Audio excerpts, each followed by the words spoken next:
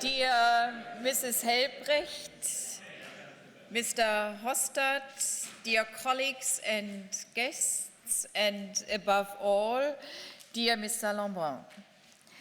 It's a great pleasure for me to welcome you at our university, at the Humboldt-Universität zu Berlin, to today's thesis lecture.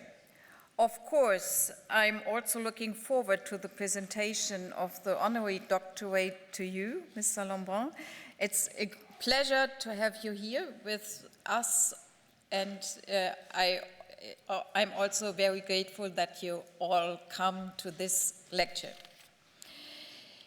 It's only the third time since 1990 that the Faculty of Mathematics and Natural Sciences awards an honorary doctorate in the name of geography. At Humboldt University, geographical research has a long tradition. It dates back to the founding of the university in the 19th century in 1810 by Wilhelm von Humboldt. As one of the most prominent scientists of his time, Wilhelm's brother, Alexander, was given his famous Cosmos lectures here at Humboldt University. So, there's a long-standing tradition in valuing geographical research, and the double-headed logo of the Humboldt brothers is a testimony of it. Geography at Humboldt University is internationally recognized as one of the top geographies in the world and was top ranked in Germany. So we are proud of that. Today, we are really proud to honor a world-leading geographer with an honorary doctorate. Mr. Lambin, your research on globalization and land use change is perfectly fitting into our department's focal areas and strategy, integrating both natural and social sciences perspective is what geography stands for at this university. To solve the big challenges of humanity and unravel the mysteries in science, big topics should be addressed from different angles. It's not sufficient anymore to focus only on one discipline, we all know that. Only the combination of multiple disciplines will lead to new and more holistic insights. Here we strive to foster such integrated research through our so-called integrative research institutes, including the IRIS thesis, which focuses on transformations of human environmental systems. I therefore believe that this honorary doctorate will create continuous synergies between your research groups in Leuven and Stanford and researchers at our university. Allow me to close these words with an eye-winking kind of speculation. Looking at Eleanor Ostrom, who received her honorary doctorate from Humboldt University in 2007 and the Nobel Prize only 2 years later for her groundbreaking research in the Commons. This in mind, expectations are apparently high after an honorary doctorate of this university. We are very proud to award such honorary doctorate to you today. And now I would like to hand over to Patrick Hostad for a brief laudation, and I thank you for your attention.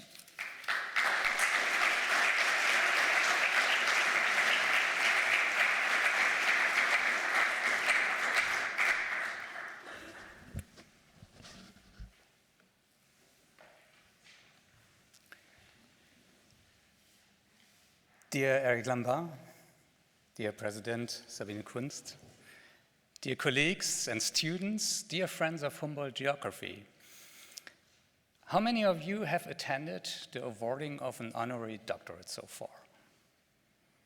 Not so many. Some hands rose, some, very few. So I think, as you mentioned already, it's not a daily business here at Humboldt University, as at any university in Germany and in the world. It's a special day, and it's a special opportunity. And maybe it's a good opportunity to look into what an honorary doctorate is about, to understand why we are here today. So first of all, regulations say it's about something outstanding, a person outstanding representing the fields of research in our faculty, in this case, geography. So what's the special thing about geography then? Geography is one of the few disciplines that really embraces both natural sciences and social sciences alike. So with that, we are still living in a world where specialization is becoming prime. It's a great challenge, but also a great opportunity for geography to link between the disciplinary boundaries that we see traditionally across universities and across the scientific landscape that we are needing to pursue in a different way. So, and this is where Eric Lambin, I would say, is standing, where he's outstanding, actually. So, having looked into his CV deeply, I have to say that he has created a part in geography that is really linking between what we see as the inherently interdisciplinary heart of geography. And even having said that, I have also to say that going back to early days, Eric has a background in remote sensing. And I have, of course, to say that because that's the field I love. Nevertheless, when this photograph was taken during field work in the early 2000s in Alentejo in southern Portugal, where we did very typical physical geography basic field sampling for better understanding the analysis of the satellite data we would do afterwards on Mediterranean land degradation. At that point in time, Eric Lambin already had well advanced beyond pure remote sensing research. So much of what he did at that time was already in linking, as it is called, pixels to people, or people to pixels. What it means basically is to find smart ways to link socioeconomic information, but also field-based anecdotal data and information from discussions with people on the ground with the spaceborne perspective. And this is something that was not very common at that time in the late 90s to early 2000s. So in that respect, Eric pursued groundbreaking research during that time that led to also findings that were a stepping stone into what is now called human environmental systems research. And in that respect, what Sabine Kunst said is very close to what Eric Lambin does. It's looking into numerous local to regional cases on the one hand, to link it back to a broader picture, to have more generic conclusions based on that, and to link that back to more generic findings. And with that, it's not a coincidence that the IRI thesis has this HES in its name, this human environmental systems. This is because it's all about linking between the different disciplines. Conceptually, Eric Lambin provided insights into many topics. One of those is forest transition theory, which says basically that nations have a certain trajectory in declining their forest resources, coming to a low point, and then afforestation may take place again, so with increasing forest cover, for example. What it means is that this can only be done, like this example shows here in China, where we see major afforestation programs across the entire country. It happens on the expense of increased deforestation elsewhere. At least this is quite often the case, like here, for example, in Laos, which is heavily deforested, also on the expense of a forest transition that is going on in an upward loop towards Vietnam. And if we look into that, that is called land use displacement.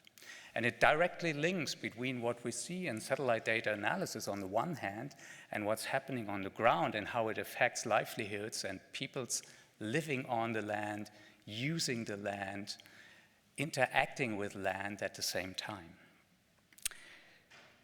Geography is also something else. It's about solving real-world problems. So, and also that is something that Eric Lambin really embraced during his career. So focusing towards not only the academic side of things, but also on what is today called the transdisciplinary side of things. So how to implement policies, for example, how to change what seems hard to change. This is probably one of the examples that we can build here on how to feed 10 billion people in 50 to 80 years on this planet, and at the same time acknowledging that it's not just a technical, methodological problem, but it's a problem that directly relates to the socioeconomic embedding and to the cultural setting of people locally. With his book on an ecology of happiness, probably he has gone one step further in addressing that and coming to simple conclusions, basically, but out-of-the-box thought. So, as we see here by this quote, this is part of what probably everybody of us could address in everyday life and probably addresses in everyday life. So it's very much down to earth, but still fully scientifically grounded. And that's what makes the difference. So this partially working in conceptual, theoretical side of things, and partially on the applied transdisciplinary side of things, this is probably also what brought Eric many honors and prizes. And I will not go through this list of prizes really, because that would be boring for all of you, interesting maybe as well, but it would be a very long list. But I would like to mention one prize, and this is the Volvo Environment Prize that he received in 2014. And this is called sometimes also informally the Nobel Prize of the Environmental Sciences, so we are close already, right? So this prize basically is given to people who have global leadership in one of the fields they pursue. And this is also what the committee of the Volvo Environment Prize basically said in the laureate to Eric Lambin. He's a global leader in linking geographic science with social sciences, but also with applied sciences in many domains. And having said that, global leadership, I think that closes the loop again to what we started with. So an outstanding personality in the field of research represented by our faculty, which is geography in this case. Ending with a quote that I quite often use in my lectures, I would like to say the time is also ripe to award this honorary doctorate degree to Eric Lambin here at Humboldt University, at the university that not only has Alexander von Humboldt in the name and in the logo, but also in its heart. And with that, I would like to hand over again to Sabine Kunst for awarding the Doctor Honoris Causa in Rerum Doctoralium. Please.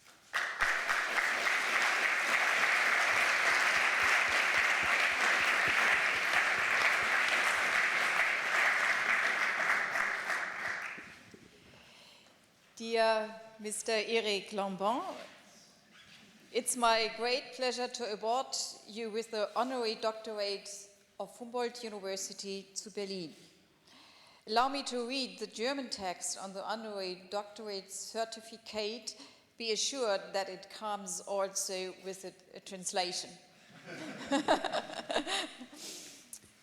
Der Rat der Mathematisch-Naturwissenschaftlichen Fakultät der Humboldt-Universität zu Berlin verleiht unter dem Dekanat von Herrn Professor Dr. Elmar Kuhlke und unter der Präsidentschaft von Frau Professor Dr. Ing. Sabine Kunst Herrn Professor Dr. Eric F. Lambin in Anerkennung seiner herausragenden Leistungen auf dem Gebiet der Geographie die Würde eines Doctor Rerum Naturalium Honoraris Causa. Herzlichen Glückwunsch. Yes. My heartfelt congratulations.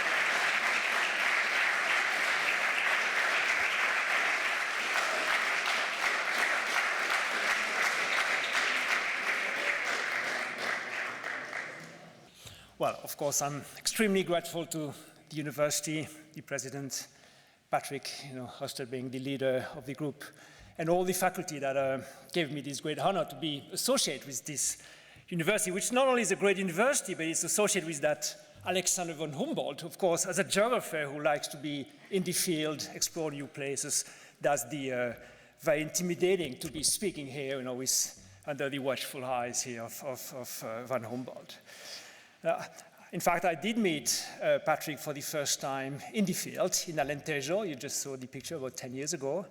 And since then, I've seen this research group, department, institute, grow really strong and fast, to the point now that it's become the major hub for human environment research in Europe. And I've witnessed this very, very rapid, very impressive growth, to the point that all my postdocs, they just want to do one thing, is to come to work here at Humboldt University. They're just fleeing my lab and coming here, which I'm very happy for, of course. Now, I look forward to the prospect of collaboration of a new project starting with Tobias on the Argentine Chaco. Tomorrow we'll meet and we'll discuss new research opportunities, and I'm sure we'll find many very exciting ways to reinforce the links between our different universities. Now, one thing I've learned is that when you do a regular PhD, you first do a presentation and then you get your diploma. For a honorary doctorate, it's the opposite, the other way around. So now the pressure is on me to give a good talk. If I screw up, then of course I will embarrass all the faculty who have worked so hard to provide me this doctorate. So I guess this is the time for me to start the talk.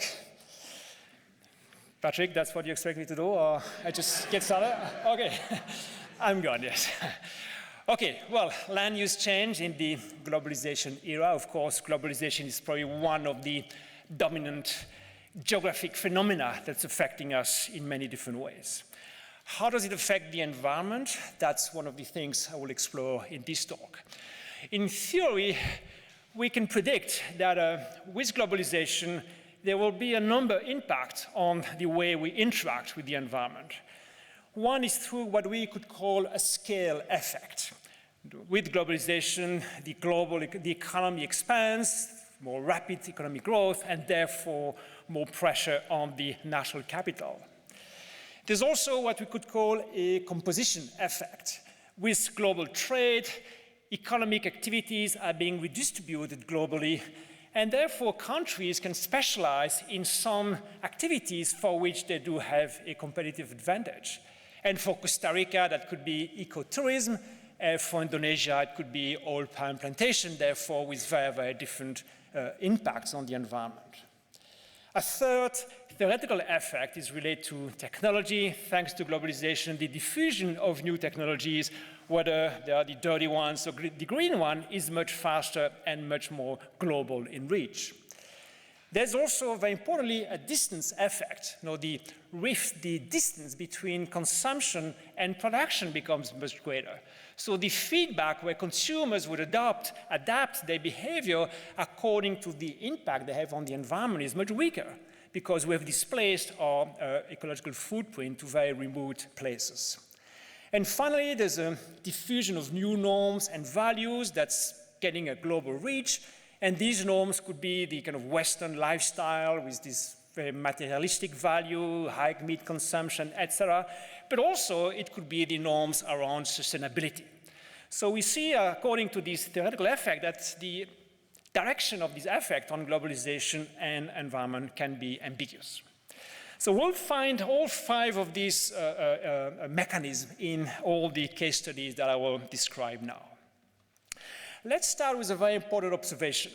Now, if we look at the rate of expansion of cropland, these are the FAO data for the last 15 years, 10 years more or less here, we see that all these stable crops, all these crops that contribute to the basic food of the people that go hungry today on the planet, basically the area under cropland has not expanded for these crops. These are the ones here at the bottom of this graph here. The wheat and maize, etc. Of course, the production is increased, but mostly thanks to yield increase. The crops that are expanding fast and therefore converting natural ecosystems and causing a loss in carbon and biodiversity and other ecosystem services are all the non-stable crops. So these are the palm oil, the soybean, the sugarcane, all these crops that contribute to a diet that's richer in meat, in sugar, and fat, therefore contributing to this other malnutrition crisis, which is obesity. So all that deforestation had done very little, in fact, to alleviate food insecurity, but has contributed quite dramatically to another form of malnutrition. This is mostly going to the urban market in rich and emerging economies, thanks to a reorganization of the global food system that has pushed agriculture to the last frontiers. One of these frontiers, where I'm starting to work here with Tobias Kümmerle, is the Grand Chaco, this very large biome in South America, which has become the area with the highest rates of deforestation in Latin America, overtaking by far the Brazilian Amazon, where actually the rates of deforestation have gone down. We did a number of studies already on these ecosystems, and with Yann Le Paulin, a postdoc, we've shown that we could characterize these regions as deforestation havens. You all know this concept of the pollution haven hypothesis. Some economic activities are being relocated in areas with very weak governance and regulation. We did find clearly the same for land use change. We find massive investment from Brazil, from Argentina, from Europe, from the US, in these places where land use regulation and anti-deforestation regulation are very weak. This was shown statistically, where we analyzed a very large number of investment flows from one place to the Chaco region, and there was a very clear statistical correlation between, for the so-called pioneer companies, these are the companies with a very high deforestation bias, typically the cattle ranchers that are looking for forest land, with a lot of land where they can clear, burn the forest, they're consuming a lot of cheap land, so they tend to go to areas with abundant forest land, very few land use regulation, and very weak enforcement of this regulation. As you see, for these companies, the probability to invest in this place decrease dramatically as this deforestation regulation becomes stronger. So clearly with the globalization, with this high mobility of capital investment and land use going to places that are very poorly regulated. This is creating a major leakage as one country reinforces land use regulation, simply it's pushing the actors to other places in the world. As this process is going on, slowly you are reaching the land limits. You know, the Chaco is one of the last very big frontiers. Maybe another one would be Southern Africa, regions like Mozambique, Tanzania, where there's still plenty of land, even though very, very poor infrastructure. Then we could ask the question, are we really reaching these land limits, where at one point most of these places will have been cultivated? In fact, economists tell us otherwise. They tell us, based on one of the oldest laws in economics, the Ricardo law of rent, that as price of the commodities increase, there's much more investment in land quality and therefore in intensification. And for some commodities, especially those with a very inelastic demand, this land use intensification is sparing land for nature, which is largely an hypothesis. We're going to look at it in a minute. Geographers for many years have looked at how, over the years, land use gets increasingly spatially reorganized in order to better adjust the actual land use to the land quality. And by doing that, also, you're sparing a lot of land because you're concentrating your most intensive land use where land is very highly suitable for this land use, and slowly you abandon the more marginal land, therefore sparing quite a lot of land for nature. Now, what's quite interesting with globalization, this process of a spatial reorganization of land use, which in the past was mostly taking place at the national scale, now is taking place at the global scale, thanks to global trade. Again, we're going to look for evidence for that. First, on the first point, I cannot cover everything, but one of the processes we are studying is the development of urban agriculture. Urban agriculture is becoming a very major player in food production globally. One, because that's where the demand is concentrated.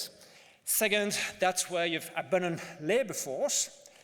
Of course, very little land available for farming. We're talking about urban context, but a lot of another resource, which is water, and mostly wastewater. Wastewater very rich in nutrients, but also very rich in pollutants and heavy metals. We quantify at the global scale what's the importance of these urban cropland. We found up to 24 million hectares of irrigated cropland within cities, which is about 11% of all global irrigated cropland, and about 44 million hectares of rain-fed cropland. Quite a large number. These two numbers overlap because you have a lot of multiple cropping. This land can be irrigated one season and then used as rain-fed farming. What's very interesting is that we find mostly the stable crops in this urban agriculture, while if you remember, the non-stable crops are the ones being pushed in the remote frontiers, such as the charcoal. That's why you find the soy, meat, and the palm oil elsewhere in the world. On the second point, the spatial reorganization of land use for land use to better fit the land potential, we've found strong evidence for that in all these so-called forest transition countries. So these are countries such as Costa Rica here, which over the years, so here we go back 1930, so really many decades, forest cover, so this is the fraction of the fraction of the national territory under forest cover. You see very clearly a decline in forest cover, but then this very, very sharp turning point where thanks to very good policy, very good governance, a number of mechanisms that we have studied in depth, the country is able to turn things around very sharply and move to net reforestation. Well, one of the tricks that Costa Rica used to manage this transition is not just good land use policies nationally, but also by playing in a clever way with global trade. What we found is that at the transition, they have decreased dramatically the export of meat. In the past, a lot of their deforestation was associated with the so-called hamburger connection. They were selling this cheap meat to the US for the fast food industry. They've intensified cattle ranching, but also increased food and timber imports as they had this massive program to increase land under protection status. But they've been quite efficient in that. They've spared a lot of land, and that land that was saved by decreasing the export of meat were allocated first to produce domestic food for the domestic consumption, about half of that land. They've allocated quite a lot of that land for reforestation, mostly on former pasture, but they've also been able to fit into the equation a major expansion of intensive food crop cultivation for export, mostly bananas and pineapple. So they've really kind of disinvested in these extensive land use, cattle ranching, invest massively in this very intensive land use for export, bring major benefits. Almost a small footnote that we found as we were studying this case study, there was a completely unexpected feedback between agriculture and forestry. As they were developing this export industry of banana and pineapple, well, of course, when you export these foods, you need these pallets. You need a very, very large number of pallets to transport in your ships these commodities. Suddenly, that created a huge pressure on the tree plantations that had been developed in Costa Rica to relieve pressure on forests. The thinking was that having this land allocated to intensive plantation of monoculture trees, they would protect the forest. Now, what we found is that the demand for these pallets has increased dramatically, about 70% of it just for bananas and pineapple for their export, and therefore a lot of the woods in this plantation have been diverted for the pallet production, leaving all the pressure on the natural forest. So it's always this complexity in the system. You do something right, but then some other perverse, unexpected effect happen in some other sector. Of course, as I just mentioned, when we talk about this forest transition, it's not just natural forest regeneration. That would be the ideal scenario where you have this natural succession leading to this biodiverse, rich forest with a high carbon stock. Quite a large fraction of this reforestation we find is associated with these tree plantation, often exotic species and in monoculture. Now that begs the question, well, is this, again, sparing the natural forest if you have all these plantations? Globally, about a third of the industrial roundwood production these days comes from plantation and a bit more if you include the semi-natural plantation, semi-natural forest. A very nice case of that is Chile, which is another country that experienced this forest transition. Well, this is quite an interesting story because when you look at the statistics on tree cover, you see also quite a significant increase in tree cover. But most of it, as we mapped it by remote sensing using Landsat data, because there was absolutely no map of forest cover change in Chile, can you believe that? A country for which the export of wood was a major economic activity, we found that most of the increase in tree cover was what you see in red here, these plantations. Again, monoculture, very intensive with a very short cycle. And worse than that, a lot of this increase in tree cover in plantation was actually coming from forests. So we have the country here that clears some of natural forest into plantation at both years. So this is a place where you just go and bulldoze a primary natural forest in order to replace it by a plantation.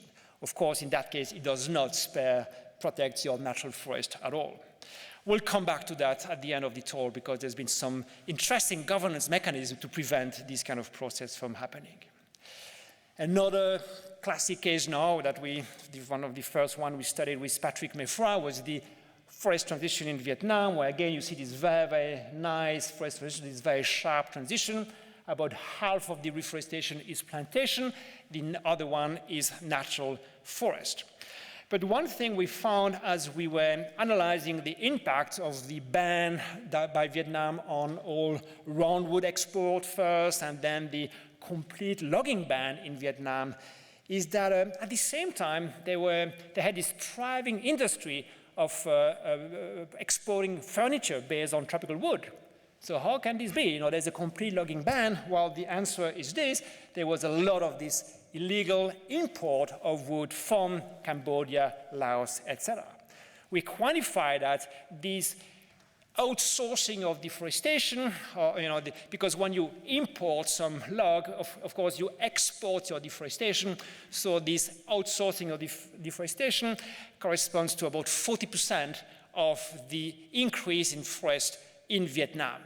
So that forest transition is a case where it's a glass 60% full, real increase in forest cover at the regional scale, and 40% is just shifting deforestation across the border. Well, we got a bit depressed with all this news, so we said, let's go to Bhutan. Bhutan, that small little kingdom where the goal is not to increase economic growth, but gross national happiness. This long tradition of having this close border, all this Buddhist value that influence policies, of course, they are not going to outsource their land use to other countries. And initially, they did not. Now, if you see this top graph here, in blue with the wood production in Bhutan, in green, the wood consumption year by year in Bhutan. And you see that these two bars match pretty well, more or less, with some variability from one year to the other, but whatever they produce is what they consume until 2006. 2006, new land use regulation. As you may know, Bhutan is the only country in the world who, in its constitution, has that 60% of the country has to be under forest cover. That's in the constitution. So they take it quite seriously there. But starting 2006, what you see is that the consumption of wood in green increased dramatically, production of wood in the country decreased dramatically. While there's only one way you can do that is by importing your wood from your neighbor. That's what they do from India. There's massive import, mostly of charcoal. Oops, that's what we see here, massive import of charcoal here from India, mostly for the industry. So even Bhutan is outsourcing its land use to other countries.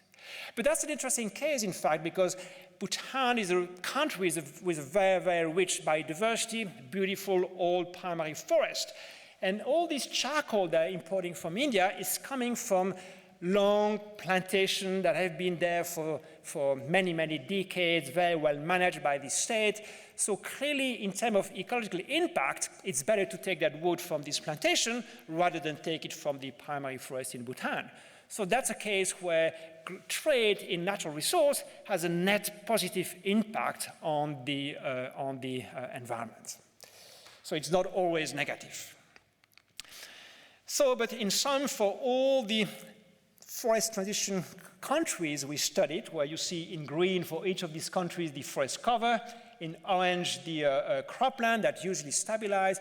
For all of them, as they increase their forest cover at this turning point, they've moved from net exporter of land use, that means they were exporting commodities that are grown on the land, to net importer of land use. What you see in blue is the land use embodied in the trade, in the exports minus imports, expressed not in value, not in quantity, but in land use, number of hectares incorporated into these trade flows. So all of them, you protect your forest, but then you used to export some commodities. Now you start to import some land use commodities, except for Chile with the special case, which is very largely based on the export of timber coming from this plantation that in part have destroyed their primary forest. So this is really a kind of general syndrome. So what's the general impact? Well, there's a very nice study by some colleagues here at the University of Vienna, Kastner and colleagues, where they did the same kind of exercise, but now at the global scale. So they look at all the trade flows in food and wood products and express all these trade flows, again, not in quantity, not in value, but in land use embodied, or in that case, cropland embodied in that trade flow. I'm importing 1 ton of soybean. How many hectares were used in the exporting country to produce that soybean? So that's what these arrows represent here. So you see these major flows. That's the situation in 2008. And then they did a scenario, a counterfactual. They say, well, let's have the same world, same consumption, same yields, and let's achieve that same level of consumption with no global trade. Let's erase all this global trade and assume that each of these countries would have to produce in their territory the same amount of food to meet their demand. And what they found doing that is that in that scenarios, actually the world is using an additional 80 million hectares of land. Why? Well, because the current trade pattern is mostly from these countries with high yields to countries with low yields, which does suggest that global trade is increasing the efficiency with which we are using land at the global scale. So global trade, globalization would spare up to 80 million hectares of land. Well, I'm sure you've already seen that there are two kind of weaknesses in that reasoning. One is that we've assumed that consumption will remain the same. Now, if you have to produce all your coffee here in Germany, of course, your coffee will cost much more, and as the price increases, consumption of coffee will decrease dramatically. So in other words, consumption is endogenous, which was not integrated into that exercise here. And second, of course, here we talk in terms of hectares, but 1 hectare in some place here in Germany, let's say, has not the same ecological value, both in terms of biodiversity, carbon, ecosystem services, as 1 hectare in some tropical forest ecosystem, which is much more rich. So it's, of course, there are these caveats to this study, but it does give some indication that global trade is not always negative in terms of our use of natural resource, at least if we take it in that, just in terms of area. So this trade flow that you saw on that previous graph, something quite striking about that is that due to globalization, there's an enormous level of concentration of this trade in the hand of very, very few multinationals. This is a graph that was proposed by WWF, the World Wildlife Fund, a few years ago, which you could call the glass of champagne or the chalice. It depends on your philosophy of life, I guess, what you prefer. What it is suggesting is that we have about 7+ billion consumers. Now we are 7.4 billion consumers somewhere in the world. Very, very hard to convince each of these people to eat in a more sustainable way. If we take all the goods that have a direct impact on the natural ecosystems, that's agriculture, fishing, aquaculture, wood extraction, we have something like 1 billion producers maximum, probably less. Again, very difficult to talk to each of these producers and tell them, well, you should really adopt more sustainable land use practices. But most of that trade is concentrated in the hand of no more than 300 to 400 companies. And the World Wildlife Fund was very early on recognized that fact and decided, let's lobby these companies to And when I say lobby, I should also say, let's organize naming and shaming campaigns against these companies to have them adopt some sustainability standards. Because if these 300 people do it, then it has an impact on all what we consume and how things are produced. Now, this level of concentration is much greater when you look at just one commodity. If we take coffee, you have something like 20 to 25 million small producers. On average, they have 3 hectares. They are spread across the tropics. Globally, the world, humanity, drinks 500 billion cups of coffee per year, quite a number. With 5 multinationals, you have about 60% of the global roasting of coffee, just 5 companies. So when each of these 5 companies adopt some sustainability standards, some eco-certification scheme, you have a major change in the industry. Same with soy. This beautiful graph that was produced by Javier Godard at the Stockholm Environment Institute. This is for Paraguay. So what we have are the provinces here of Paraguay that produce soy and the amount of soy that's leaving these provinces. These are all the importing countries, a lot of them in Europe. And these are the multinationals that concentrate the trade in that soy. And basically, with 4 companies, you have about 80% of that global trade. Very simple, ABC, ADM, Bunge, Cargill, Dreyfus, 80% of the trade. So now when these 4 adopt some sustainability standard, then again, it's a major change in land use. And they do when they, of course, are attacked by civil society, when they are shamed, and when they feel some great pressure from consumers. There was a very successful campaign by Greenpeace in 2006, where they attacked these companies for causing deforestation in the Brazilian Amazon. Then they adopt the so-called soy moratorium, where they committed not to buy any soy for farms that would have caused any deforestation in the Amazon. They've initially adopted that just for 1 year. It has been renewed year by year. They said, well, May 2016, we stop. It's not our job to regulate land use in the Amazon. It's the job of the government. Well, under pressure from civil society, they've made this moratorium permanent. It is one of the factors that contribute to a drastic decline in deforestation in the Amazon. Of course, as we've seen, as they were doing that in the Amazon, a lot of this soy has moved to the Chaco. This leakage again. So we need to continue to track these companies wherever they operate, not just in the Amazon. But it's very clear, and that's one of the kind of exciting trend, hopeful trend, a large number of these very large multinationals that control most of the trade in food and wood commodities are making some credible commitments on zero deforestation. There are a number of agreements, coalition of actors saying by 2020, by 2030, we commit to remove any deforestation in our supply chain. I will come on that, back to that in a few minutes. But this kind of governance mechanism that I just described belongs to what we call value chain interventions. Rather than having the traditional command and control land use policies, where our government is zoning its land, creating protected areas, creating a logging ban, excluding some land use from a place, we have the emergence of consumers who express a very strong preference not only for cheap food and high quality food, but also food that meets some sustainability criteria, mostly coming from Europe so far. And so the hope and the theory is that this consumer signal is being distributed through the supply chain, through retailers, through processors, trading house, exporters, etc., all the way to the farmers, and therefore we create an incentive mechanism for these farms to adopt more sustainable practice. Of course, in exchange, we are ready to pay a bit more for our coffee and our commodities because they meet these criteria.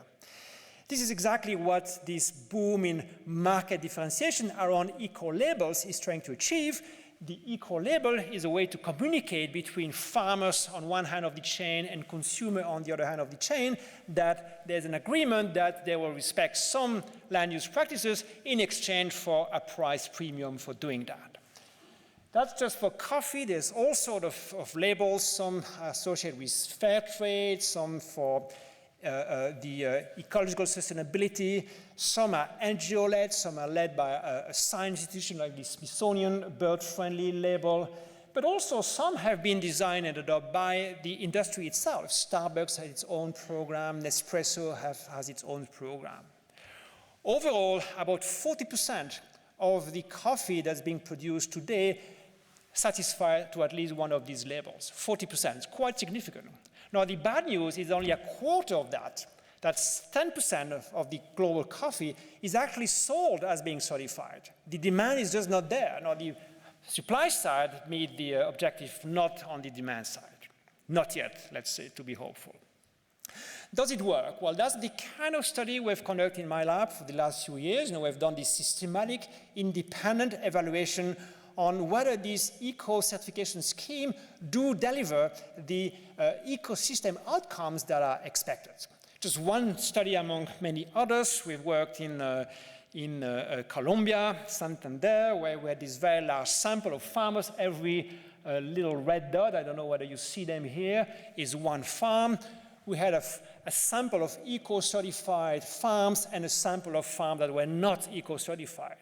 But we did this pair matching. So we randomly sampled an eco-certified farm, and then we're looking for the closer neighbor that was not eco-certified, same farm size, same level of education, to create some, to control for all these confounding factors. We have this large number, we crunch all the number, we have the satellite data, we do some Landsat analysis to map factual tree cover, we look at change in tree cover. What we find is that the farms that are eco-certified in green here have much more increase of tree cover on their farm than the farms that are not eco-certified. And this is controlling for the so-called selection bias. The fact that if you are highly educated, you're more likely to be eco-certified. Because we do this pair matching, controlling for these confounding factors, we do control as much as we can for that effect. So it does mean it works. This eco-certification, at least in that case, does yield to significant change in ecosystem. Another thing we found in that study, that would be a typical certified farm, that would be a non-certified farm. Well, okay, I take the extreme here. I read the best one and the worst one, just to give you the idea. But one of the most hopeful things we found is that the kids of the eco-certified farms had, on average, 2 more years of education at school. 2 more years, which is huge for these countries. Why is that? Well, if you are not eco-certified, basically your kit is labor. Just labor to go out in the field and pick these coffee berries. Now, if you are eco-certified, you get all this paperwork, you have all these 90 criteria you need to meet, it's just a lot of forms. You have an audit twice or once a year, so you have to fill all these documents. And therefore, here, your kids, if they've been at school, they can really help you in meeting these criteria. So you value more education, you keep them at school longer. So I think that's a very hopeful effect of eco-certification. Now, one of the drawbacks of this kind of program is that they are purely voluntary. So, as a farmer, you decide or not to be eco-certified. And therefore, it leads to this kind of very fragmented patchwork of reforestation because there's no spatial consistency in who decides to be certified and who not. Now, we know that we would be much more efficient if we would have some spatial targeting of this reforestation program. If we could identify the areas where some reforestation would yield the greatest benefit in terms of range of ecosystem services, biodiversity, etc. We've done some experiment on that in this watershed in Pangor, in the Andes, and, where there's been some significant reforestation in green here, mostly by private actors, again, using this patchwork here of spatial pattern. So we've done a number of scenarios where we would allocate all the reforestation randomly away from forest, or what if we would have the same amount of reforestation but really target at the forest edges, where it's more likely to restore quickly biodiversity. What if we had a great diversity in the spatial pattern of reforestation or less diversity? We had all these scenarios, and we applied a Landis model, which is kind of a model that simulates the recolonization of species, the dispersal of species into that forest, to track over the years, here with a 10-year increment, at what rate you are recovering species richness under these different scenarios. And again, to cut a long story short, what we find is that there are some very clear identifiable variables, near forest, a high landscape diversity, a certain altitude range, so a number of factors where we can identify that reforestation in this place would yield much greater restoration of biodiversity than if we would do it randomly. So that's calling again for something we cannot achieve with eco-certification, because again it's voluntary, so just the farm decides to enter the program or not.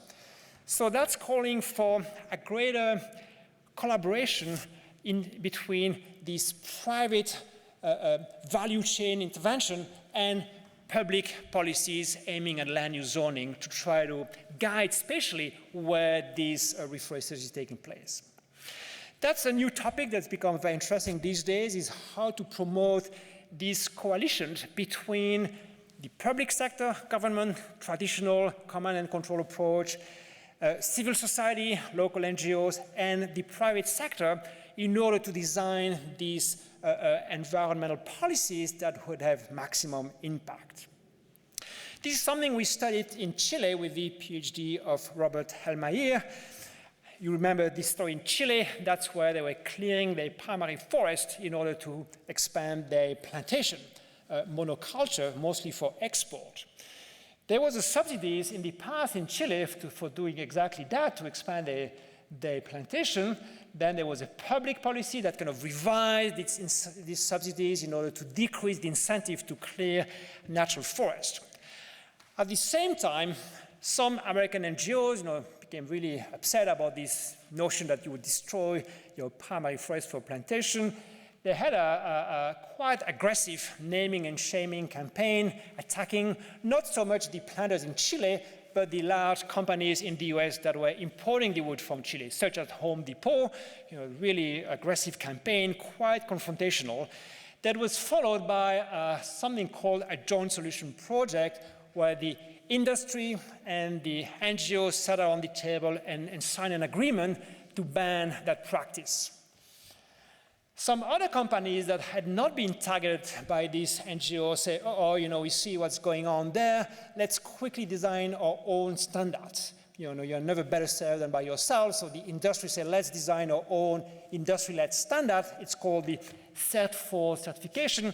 Later, it became part of the PEFC forest certification. There are two major global systems for certification of the wood that you can buy in your store here. One is the PEFC, that's known as being more led by industry. It's this one. And the other one is the Forest Stewardship Council, another certification system, which is more functional as a round table. It's really collaborative between civil society, government, industry. They sit around the table, they just discuss, okay, what's feasible here, what can we achieve, etc. Now, what's great about Chile is these 4 different regimes, so public policy, kind of confrontational NGO campaign, industry-led certification, and this kind of more collaborative roundtable are basically happening at the same time. Now, Robert had spent many years producing some forest cover change map for Chile. He had all the properties, and quite interestingly, we had this very, very large sample with some properties being only under the Cert4 certification, some only the Forest Stewardship Council, some that had been attacked, joint solution project, and all possible combination. Some had multiple certification systems, 2, 3, all possible combinations were represented in our sample. Because we have the exact boundaries of these properties, because Robert has painfully mapped the replacement of forest cover by plantation, it was quite a tough task to do properly in this kind of context, we could really test the effectiveness of this regime and of having multiple regimes on the adoption of more sustainable practices, which is basically stopping to clear primary forest to put plantation. This is the first result, so you see that all these regimes, Joint Solution Project, FSC, Cert4, etc., in all cases, there's a decrease in the conversion of natural forest for plantation between our 2 study periods. So before these regimes and during the implementation of these regimes. So in all cases, the rate of natural forest conversion decreases, except for these properties which were under no policy at all. So we can see that all of these policies had some impact. You really decrease that practice. But of course, you need to be a bit more rigorous about it because there's, again, a huge selection bias. There's which company, which property goes under what regime depends on a number of factors, location, education, networks, etc. So we had this slightly more sophisticated approach with, again, a pair matching. We control every property with another property in similar condition. And we do what's known as a difference in difference. So we have these 2 time periods. We test whether there are difference between regime over time. So if you're in a regime, are you declining your rate of conversion faster or slower than if you are in another regime? Okay, so that's known as the difference in difference method with matching, to be accurate here. What we find when we do that with a much more rigorous test is that we find that, so this is 0, that means no effect. If you're above 0, there's a strong effect. Below 0, negative effect. So the only one that really stands out very clearly is the Forest Stewardship Council. So that's the roundtable. It's a very collaborative process where NGOs call the industry, they sit together, they agree on some standard. That makes a major difference. Joint Solution Project does make a difference as well. That's the naming and shaming campaign, but not as much as the FSC. CERT4, that's the industry-led standard, no difference whatsoever, you're along 0. They have the standard, they advertise it, it just makes no impact when you control for all the other things. Very interestingly, when you combine multiple regimes, in most cases, you have no impact, and certainly less impact than if you had adopted just one of the regimes. So just trying to pile up all these eco-labels on your system just to look more credible doesn't help at all in the effectiveness of your intervention. So this is the kind of research where we start to look at the kind of multiple governance regimes in order to solve tricky environmental problems via market-based solutions. Okay, just as one of the last slides, I think there's a lot of interest these days by these large coalitions of actors that get together, civil society, government, indigenous communities, private companies, and make these big, bold claims that they will remove deforestation from the supply chain by 2020, 2030. This is becoming incredible. We are not at the stage of greenwashing anymore. There's a lot of transparency. There's a lot of satellite data, public declarations, so we can really trace whether actually they are delivering on their commitments or not. So that's my current research interest. We work a lot with these companies, on these companies, independently from these companies, and looking at how can we help them to get it right? What are the potential loophole of these commitments? One very clear loophole is simply to exclude smallholders. When they make this commitment and they buy the palm oil from some plantation, they would rather go to the very large industrial plantation and exclude completely from the supply chain the smallholders, because that's where the risk is very high and it's very difficult to monitor what they do. So that's one potential loophole. Another loophole is leakage, and I've shown plenty of evidence in this talk that this is what's going on. And you get things right in one place, and then you just push the bad actors to another place. So that's the new research frontier for my lab, something quite exciting. Maybe I'll come back in a few years to present what we found on this. Okay, time to conclude. I think I've shown 3 things, looking at the big picture now. First, I've shown that the global trade is displacing land use to remote frontiers and therefore amplifies land use change. So it may be an engine for more environmental change. On the other hand, globalization, through the concentration of these actors, creates the opportunity for new governance instruments via supply chain intervention, provided that you work through these companies that really concentrate most of the trade in these commodities.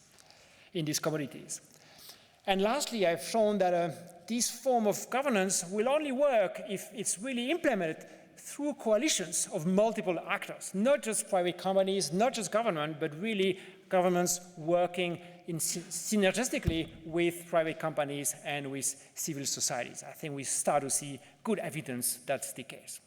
Thank you very much for your attention. And I think that's closing this part of the ceremony, right?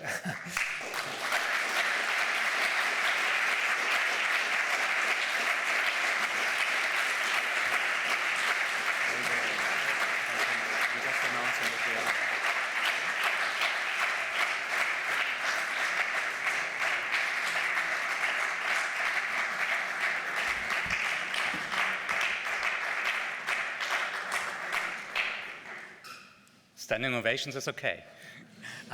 There's not much between you and the sparkling wine. Maybe one remark only. It's another difference between the typical PhD award and the honorary doctorate. I mean, one is you got your certificate before, lucky you, but you made it. The other thing is there's no defense. So we don't sit here for another 1 hour and ask questions, but of course you can ask many questions to Eric. You can do that outside with a glass of sparkling wine in your hand. So please join us at the buffet and see you there. Thanks for being here.